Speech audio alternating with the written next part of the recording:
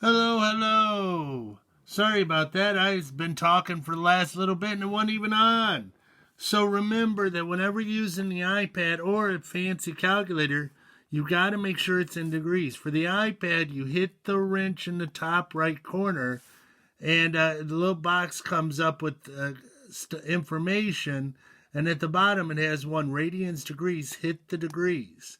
Now, what you can do is go to functions and put in sine, well, functions trig, hit sine, and then 30.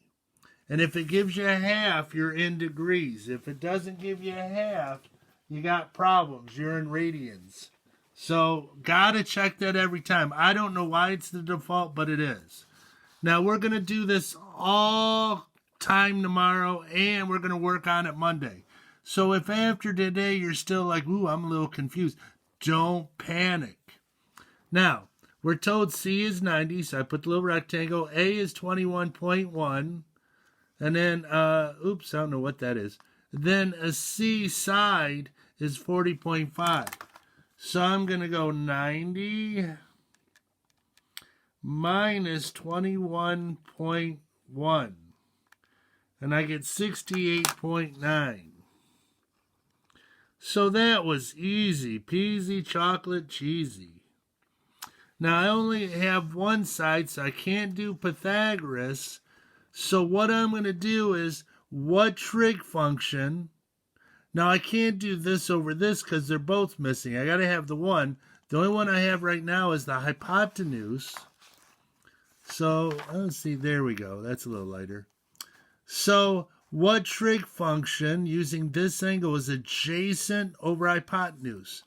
And that would be cosine. So cosine of 21.1 equals the adjacent B over hypotenuse, 40.5. Now, you have 6 different choices. 4 of them will work using different angles. So I'm going to multiply by 40.5.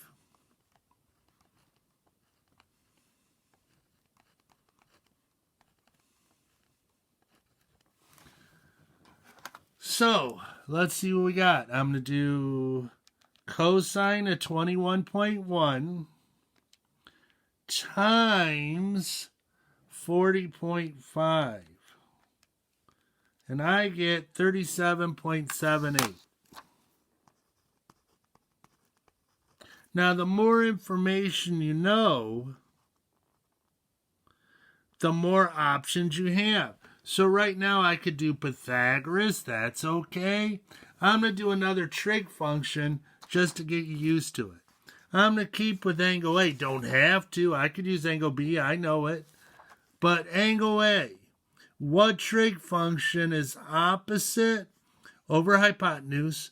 Or we could do opposite over adjacent because this touches the angle. So it is adjacent. This is always hypotenuse, opposite the right angle. So I'm going to do opposite over hypotenuse. Now you got to get these down. It's sine of 21.1 equals A over 40.5. Now, this is why I told you to memorize it yesterday. If you don't memorize it, you can't do this.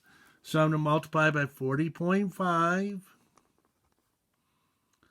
Sine of 21.1 equals A. So using my handy dandy trusty calculator or iPad or Decimos, whatever you want to do, I don't care. I do sine of 21.1 times 40.5 and I get 14.58. Always round to the hundredths when we're doing trig. Now notice, 21.1 is the smallest angle. The smallest side is opposite at 14.58.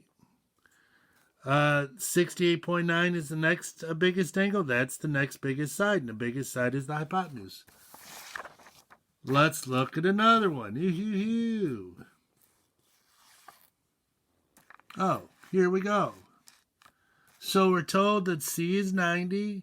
19.2 is A. And C is 47.8. So we're given two sides. Now, we could use Pythagoras to find B. That would be okay. Now, I'm going to use trig to find an angle. And whenever you're trying to find an angle, that's the -1 function button on the trig function. So I'm going to look for A. Now, if I'm looking for an angle, I have to be given the two sides. So I can't use B yet. Don't know it. But what trig function is opposite, side opposite, over hypotenuse? Or you could do hypotenuse over opposite if you're using Desmos. So that is sine. And I'm going to do the little trig function there. And if I'm looking for the angle, I have to put in the ratio. So that would be 19.2 divided by 47.8. So it's set up a little differently. So let me try this. I got to clear my calculator. 19.2 divided by 47.8 equals, and then I'm going to go second sine. Now, on the decimos, you would just hit the sine -1, then put that in.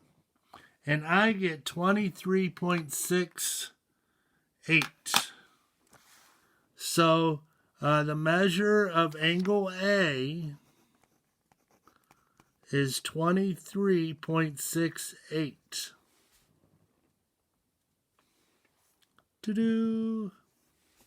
Or another way I could have wrote this is a sine of A equals 19.2. That probably would have been a little bit better to write, but on a calculator, that's how you put it. So I know this one, 23.68. Now, could I use the three angles add up to 180 rule? Yes, you could. You could. You could. But I'm not going to. I'm going to use trig again. So I'm going to do adjacent over hypotenuse, which is cosine. So cosine of B equals 19.2 over 47.8. So I'm looking for an angle. That's when you use this, the inverse. It means you're going in the other direction. So now I'm doing an old calculator, so I write everything in reverse. And I get 66.32. Which, this plus this is 90. Now, it might be a tad bit off, like 90.1 if you're rounding. But this worked out perfectly. Then this, I'm going to use a trig function. I'm going to go, this is opposite over hypotenuse, which is sine. Got to get those trig functions down. 66.3, what is it? 2 equals opposite, I don't know, over hypotenuse is 47.8. So I'm going to multiply both sides by 47.8. Now, in real life, if I was really doing this on a test or something, I'd probably do Pythagoras because it's a little bit faster for some people. Equals B. So 66.32 sine times 47.8. And I get 43.77. And notice, again, this is 66 degrees. second biggest angle, and this is the second biggest side. I only want you to try 2 problems tonight. This one and this one. Then we'll start class tomorrow with it tomorrow, and then we'll do some more problems. But I'm going to help you with this one a little bit. A is 550. B is 480. And we're told C is a right angle. Needs to be a right angle. Now I'm going to find a trig function. So what trig function is opposite over adjacent? What trig function is opposite over adjacent?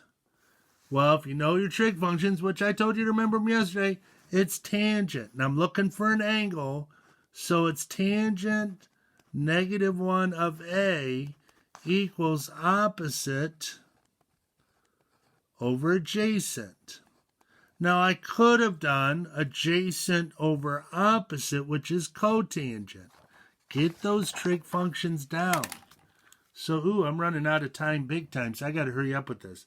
So, 550 divided by 480 second tan.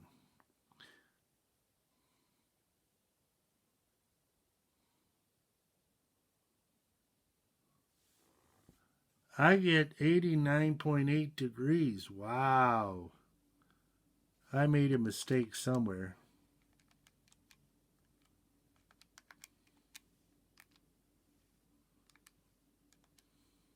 Oh, I'm sorry. It's 48. I pushed the wrong button. Whoa! I knew something was wrong. So I got the first one down for you. Figure out the rest of them. So 48.89.